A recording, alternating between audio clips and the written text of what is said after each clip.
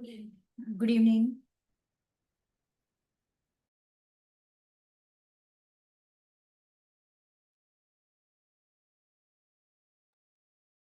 Good evening, Agatha. Good evening. Am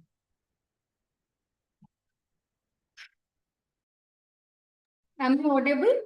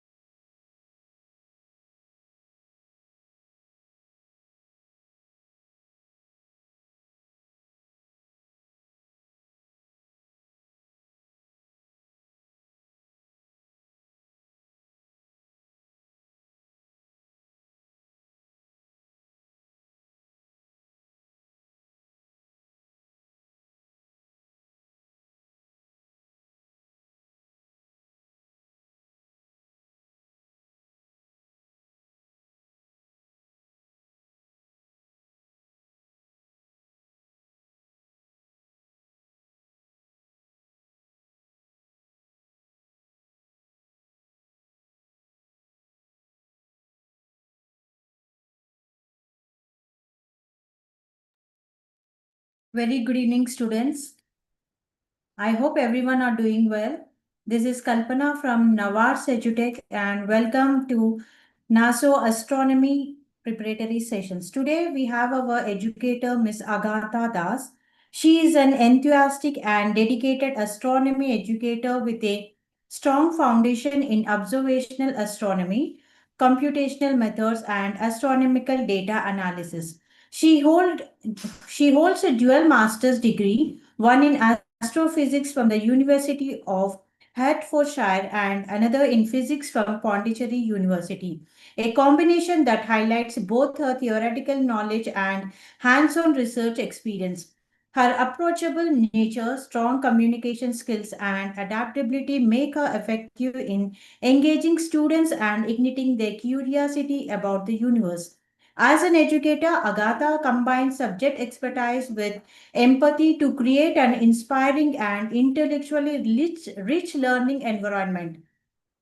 Her teaching spans a wide range of topics from the mechanics of rockets and satellite missions to the mysterious of exoplanets, encouraging learners to explore both the science and wonder of space. We welcome you, Agatha. Over to you. Good afternoon, everyone, and thank you so much, ma'am, for your kind introduction. And I'm really glad to be here today to at least guide some of you guys who are attending NASO Olympiad. And before we begin, a big uh, good luck to you all. So let's begin without any delay. So I hope you guys can see my screen now. Okay. So yeah, why are we here today? Why are we here today attending my sessions? Why you guys are here today attending my sessions? Yes, today we are here to make you guys bit more ready for your NASO exam. So yeah, today we will be doing a preparatory session for you guys, how to attend the NASO exam. Okay, let's begin. So yeah, so first itself, I will be talking about time management. As you guys know already, the NASO exams, there will be 50 questions, isn't it? So in this 50 questions, you will be having 30 questions of science and 20 questions, that is from question number 31 to 50 from astronomy. And today we will be focusing on astronomy. So, astronomy questions are 31 to 50, like I mentioned. But altogether, for this 50 questions, you will be getting 60 minutes of the time. That is 1 hour. So, if you get 60 minutes of time, what you should do? You should allocate 1 minute for one question, right? If you spend too much time on one particular question, it will cost a lot for you, isn't it? So you will get 1 minute per question. So this should be always in your mind, isn't it? So if you can answer some questions that are very easy immediately after reading the question and the option, you can answer it quickly, isn't it? But there will be some hard, difficult questions, maybe confusing, maybe you are stuck between two options given. So in that, what you can do is you can mark that question, and once you're completed with all the easy question, then you can come back and think about the options once again, and then you can slowly figure out what the answer is. Okay, so this is how you should be attending hard question. Do not panic if you are worrying whether you don't know the answer, whether you are confused between these two options or three options. Don't panic at all. Okay, so you can mark that question in the question paper, and once you are done with easy questions, you can come back and then you can attend it once again. Okay, and at the end, once you attend all the question, 5 minutes, what you can do is you can go through your question paper and check and verify whether you have missed out any question.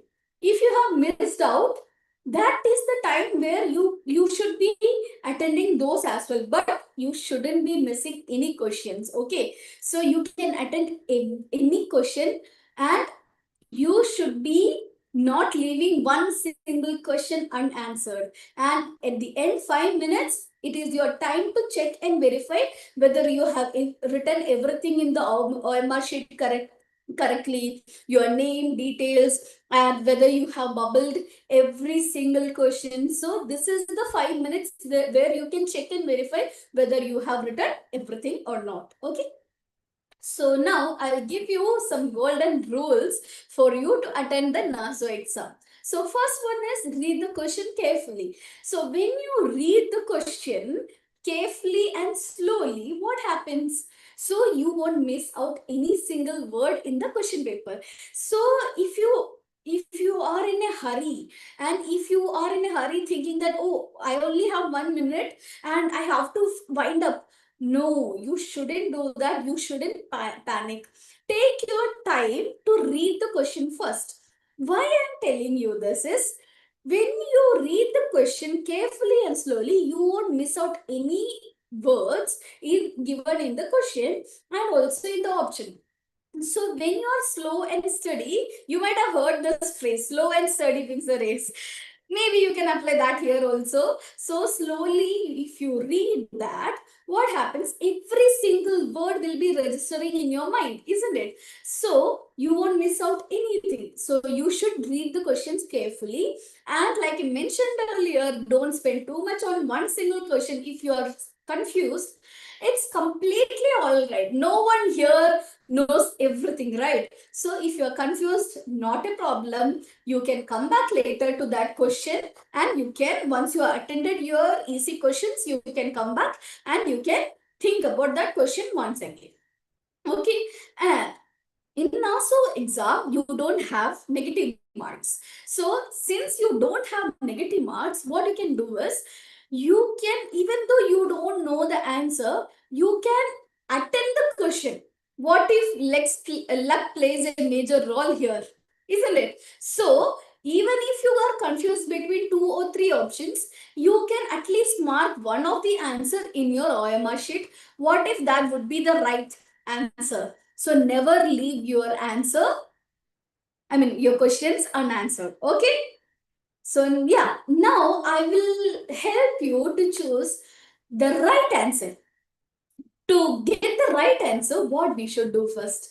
We should eliminate the wrong options, isn't it? So if you are eliminating wrong options in the 4, you might be confused between 3 or 2, isn't it? So first you eliminate the one option that you are confident that this can't be the right answer. So 1 or 2 will be there. So you can eliminate those two from your options. And then what you are supposed to do, then you should think about the questions again. And let's say if it is talking about stars, you can think about constellations, different stars, our star sun. So many thoughts will be coming into your mind. You might be revising everything related to star in your mind, isn't it? But you will get a keyword in the question. Maybe it might be talking about the, let's say, our star. So that time you will understand. So it is written our star in the question paper. So the question, so I should be thinking about our star sun and what is happening inside the sun, what kind of elements are there in the sun. So you should be thinking about stars only. You shouldn't be thinking about constellations and other things about the stars that time. So you got the keyword of our star. Our star is sun. So you can navigate your thought to the sun. Okay. So this is how you should choose the right answer, isn't it? So now I will get to some of the examples of the questions. So first one is image-based questions. Okay. Image-based or picture-based question. So in this category of questions, what you will be having? You will be having a diagram and a question. So here itself you can see the question is in the diagram, which face is half of the moon lit on the left side, and there is a diagram given in the question itself. Now let's get into the options. So option A says that first quarter, and option B says third quarter, option C says waxing crescent, and option D says waning crescent. So in this, your job is to figure out which phase of the moon is lit on the left side. Okay. So now let's go through every single options given. Okay. Now first option is first quarter, right? So let's look at the first quarter in the image. Here, this is the first quarter, isn't it? So here, which part of the moon is lit? Which part of the moon is lit? It is lit on the right part, isn't it? So that you can easily eliminate, isn't it? Now your question, your option B is third quarter, isn't it? So for third quarter, it is lit in the left side, isn't it? Isn't it? So the question asks moon lit on the left side, and you have a option of left side. Now let's see waxing crescent and waxing waning crescent, option C and D. So here waxing crescent. So can anyone tell where is the light on which it is lit? Waxing crescent, where is the light lit? It is on the right side, isn't it? So will it be the answer? No, isn't it? So now again waning crescent. So here you can see the light is lit in the left side again. Now you might be confused with these two options, right? What are these two options? What are these two options? That is third quarter and waning crescent. So now you have to read the question again. Okay. In the diagram, which faces half of the moon lit on the left side. So here you have one more keyword. What is that keyword? It says that half. So you have two keywords, that is half and left. So it should be half, isn't it? And it should be left also. So you can easily eliminate waning crescent, isn't it? So your answer will be third quarter. So even though you don't know all the phases of moon, with the question and the help of image, you can easily figure out the answer, isn't it? It is very easy, right? With the help of image, we are able to figure out the answer. You don't have to mandatorily know all the phases of moon and mechanisms of moon. No, with the help of this particular image, you are supposed to find the answer, isn't it? Very easy. So yeah, this is how you should attend image-based questions. So when you have an image-based question, you should be looking at the image basically and answering the question. Okay. So now let's move on to the next question. That is data analysis questions. Okay. In this set of questions, what will happen? They will be giving a question and also they will be giving a data. So here it might be bar graphs, it might be pie chart also. So that would be different according to the question. So here I have taken an example of bar graph question. So here the question is, refer to the graph below and answer which layer of the sun is the hottest. Okay, so the question is asking what? Which layer of the sun. So your keywords will be layer of the sun and it is asking hottest. So our job is to find which layer of the sun is the hottest from the graph. Okay. So now let's move on to the options. Okay. So here you have options for photosphere. You have option B as corona, option C as core, and option D as radiative zone. So let's go through one by one. So option A says photosphere. So here in the graph, what you have to do is you have to look for photosphere.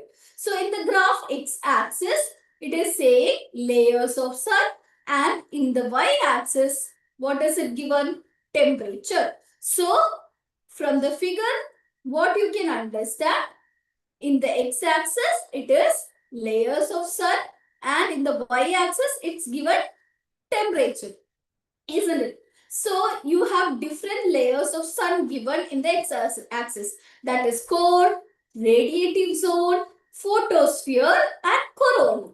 And y-axis from 0 to 1.4, 1.5, maybe 1.6 will be here. Okay. So let's look into photosphere first. So photosphere, see the value it is given 6,000, isn't it? The value is given as 6,000 and you can't even see a bar coming out from the x-axis, right? So we can even neglify that option. There is not even a thought coming about photosphere. Why? Because you can't even see the bar coming out from the x-axis, right? There is nothing there. See, there is not even a single bar coming out from the layer of sun, that is photosphere. So you can easily eliminate photosphere, isn't it? So you are now left with these three. Okay. So now let's go to the corona. Okay. Now we will see the corona. And here at the end you can see the corona, isn't it? So now you saw a little bit of bar given here, isn't it? So now, I have already told you in the y-axis, it's temperature, isn't it? So, if you give temperature in the y-axis, as you go up, what happens? The temperature increases, isn't it? So, this will be the lowest and as you go up, it will become higher and higher and higher. So, now for corona, what is happening? Tell me guys. So you can put your answers in the chat. So tell me, for corona, how much is the value of temperature? I can check the chat box, YouTube chat box. Please tell me the answer that you have. So what is the temperature value of corona given in the graph? So please post your answers in the chat box so that I can see whether you are answering right or wrong.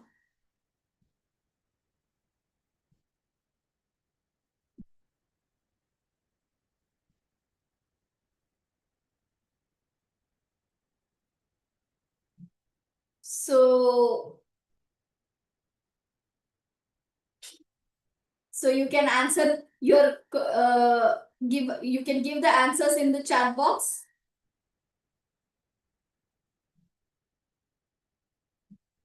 So yeah, it is. How much it is? Tell me, guys. Yes, it is almost 10 lakh, isn't it? So now let's look at the bar also. So the level of the bar is somewhere coming here, isn't it? Somewhere coming here. Okay, so it will be very low, right? The temperature is very low at corona compared to core and radiative zone. So you can easily skip corona. So now your option C is core. So what the core is showing in the graph, it is showing a huge value, isn't it? And also the bar is at the top of the graph, isn't it? So you can easily figure out core is at the top.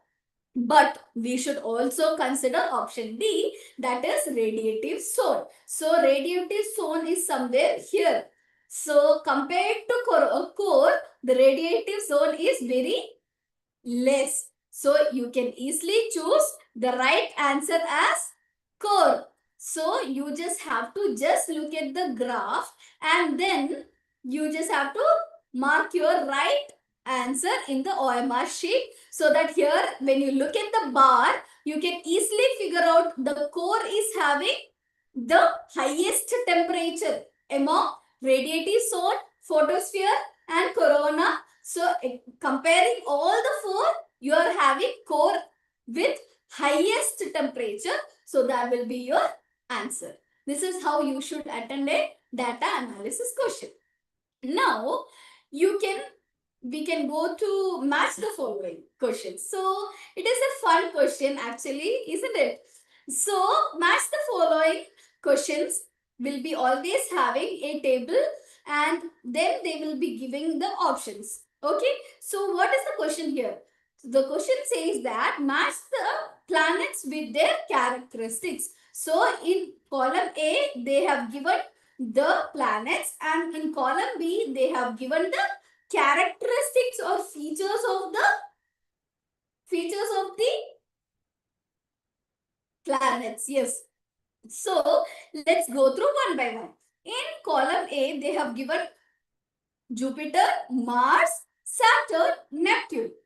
And in column B, they have given known for icy rings, the largest planet, and the called as the red planet, and finally windy and deep blue planet.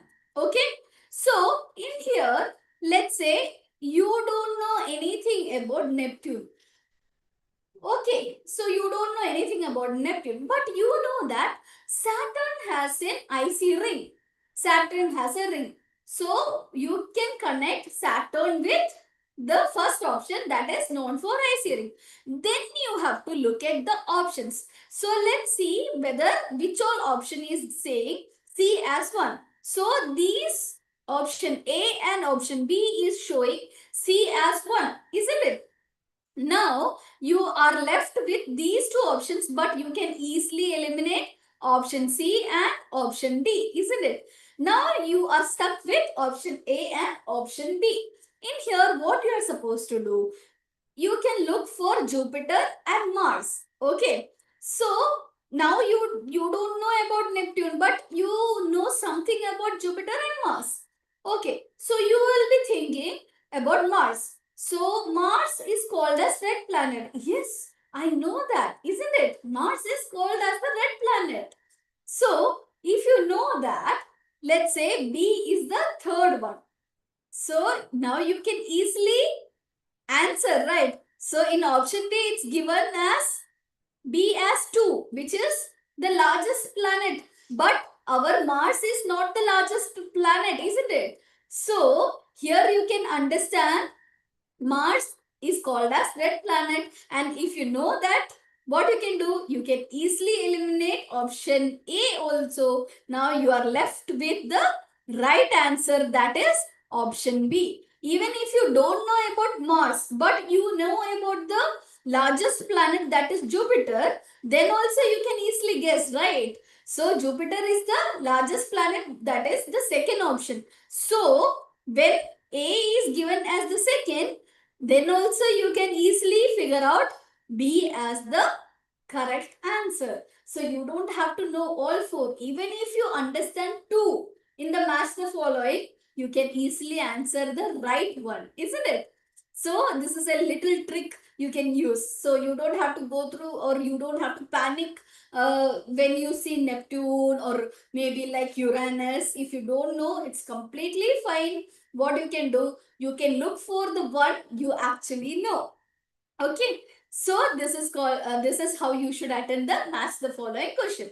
And finally, I will talk about graphical questions. I'm sure everyone is aware of graphical question. So the question is saying, according to the graph, which of the following statements is correct? And here you can see in my graph. So again, in the graph, they have given x-axis planets and y-axis temperature, isn't it? And now they have asked in the options given here, which is the correct one, or which option do you think correct according to the graph? Okay, you should answer with the help of graph. So here, let's go through each option. Option A is saying that Earth is hotter than Mercury. Let's look at that. Now, we should consider Earth and Mercury, isn't it? So when you consider Earth and Mercury, let's look at the temperature. It is saying that Earth is hotter than Mercury. But now, when you look at the value, Earth is having a value somewhere here and Mercury is having a value somewhere here. So, here the value is lesser than Mercury, isn't it? So, you can easily eliminate option A. See, the temperature of Mercury is higher than Earth. So you can eliminate option A, isn't it?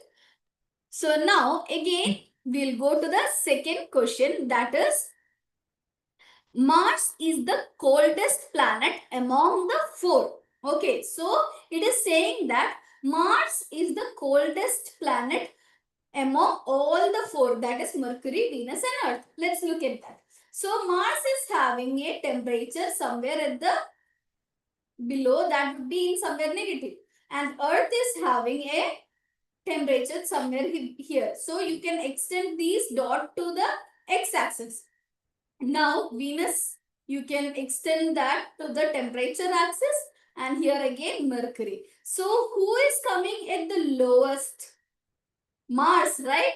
So you can say that Mars is the coldest planet among the four. This is the right one.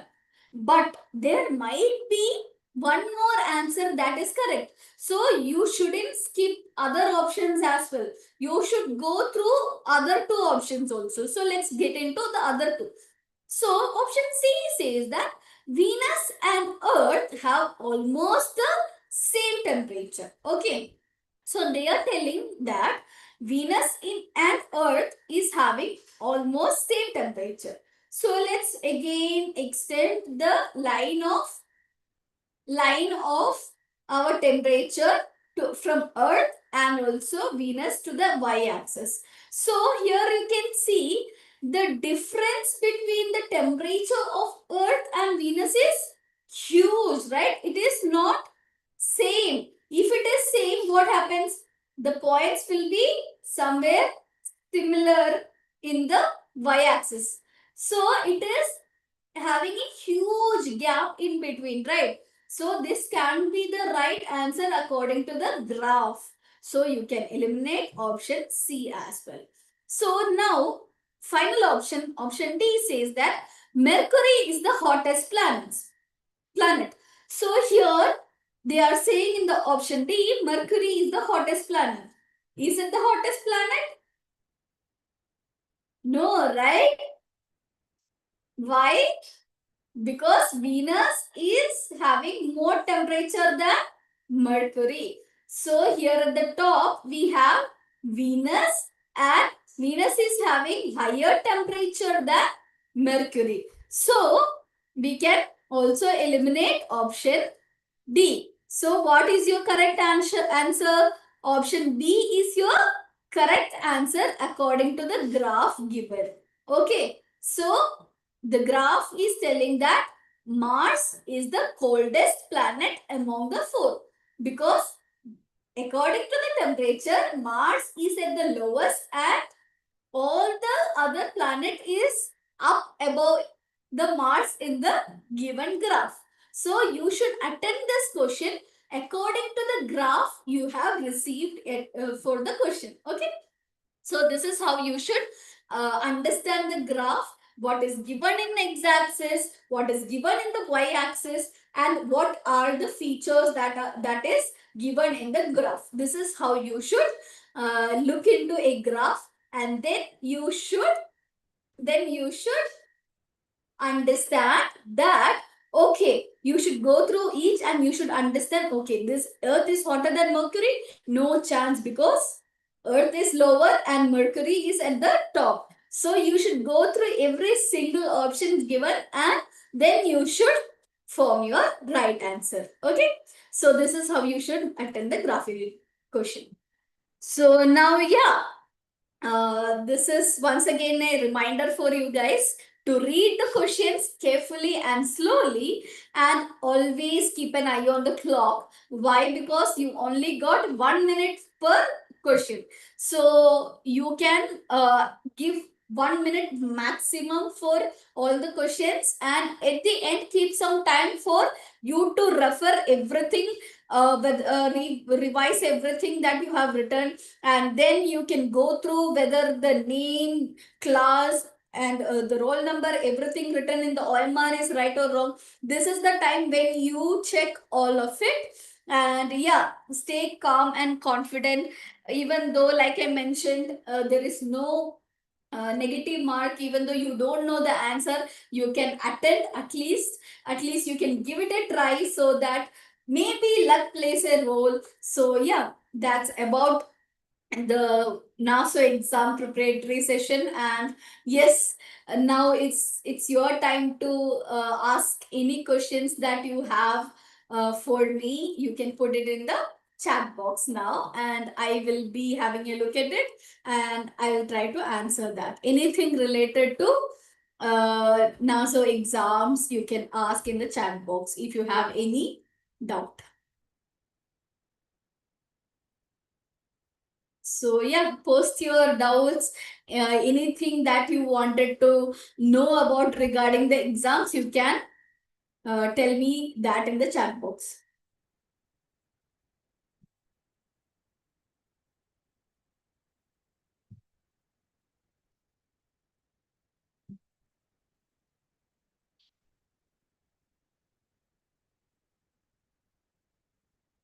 So if you have any doubt regarding exams, please send the questions in the chat box, so that I can understand and I can reply you.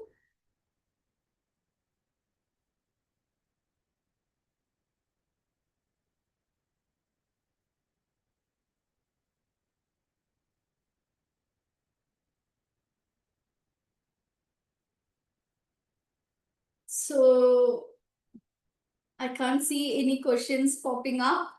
Do you guys have any doubt regarding how to attend the NASO exams? Please do post in the chat box.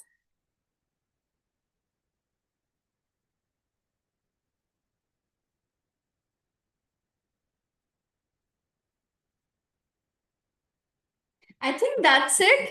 And yeah, good luck for your NASO exams. And thank you so much for attending the sessions. And yeah, very good luck. Revise again and again your subject, and hopefully you can achieve the first prize also. So yeah, good luck everyone. Prepare well. Take care. Bye.